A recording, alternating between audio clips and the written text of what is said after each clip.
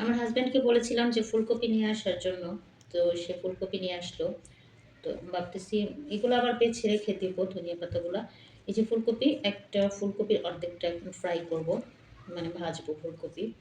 আর বাকি সবগুলা ফুলকপি কেটে সুন্দর করে রেখে দিব।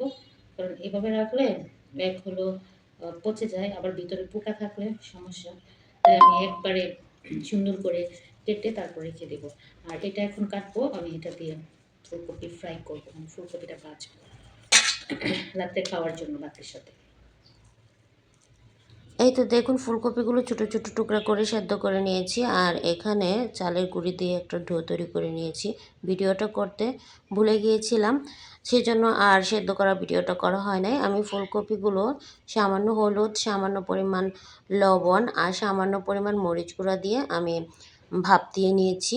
ভাপ দিয়ে নিলে হয় কি, এতে ফুলকপিগুলো সফট হয়, ভিতরে ভাজতেও সময় কম লাগে এবং খেতেও অনেক সুস্বাদু হয়। এবার সেদ্ধ করা ফুলকপিগুলো ভেজে নিব। দেখুন আমি কিভাবে ফুলকপিগুলো ভেজে নিচ্ছি। আমি চালের গুঁড়ি দিয়ে যে ডোটা তৈরি করেছি সেটা আমি কিভাবে তৈরি করেছি সেটা আমি বলে দিচ্ছি। আমি সেদ্ধ চালের গুঁড়া নিয়েছি আর আতপ চালের গুঁড়া নিয়েছি, যেটাকে আমরা বলি যে পিঠার চাল, যেটা ওই গুঁড়াটা নিয়েছি। নিয়ে তারপর ওটার সাথে আমি দিয়েছি মরিচ গুঁড়া, হলুদ গুঁড়া, লবণ পরিমাণ মতো, জিরা গুঁড়া দিয়ে আমি সুন্দর করে একটা ডো তৈরি করে নিয়েছি। তো ডোটা কিন্তু পাতলা হওয়া যাবে না, একটু ভারী ভারী হতে হবে। আমি যে ডোটা তৈরি করেছি এটাতে আরেকটা জিনিস দিয়েছি, বলতে ভুলে গিয়েছিলাম, এটাতে দিয়েছি বেকিং পাউডার, যেটা আমরা কেক বানাই সেই বেকিং পাউডারটা। তো আপনারাও বেকিং পাউডারটা দিতে চেষ্টা করবেন। বেকিং পাউডারটা দিলে একটা সুবিধা হয় কি, পাকোড়াগুলো মোচমোচা থাকে অনেকক্ষণ। আমি একটা করে পাকোড়া দেওয়ার পর কয়েক সেকেন্ড অপেক্ষা করে আবার আরেকটা দিয়েছি, যাতে সাথে একটার সাথে আরেকটা যাতে লেগে না যায়। তারপর যখন এক পাশ হয়ে গিয়েছে আমি তারপর উল্টিয়ে নিয়েছি।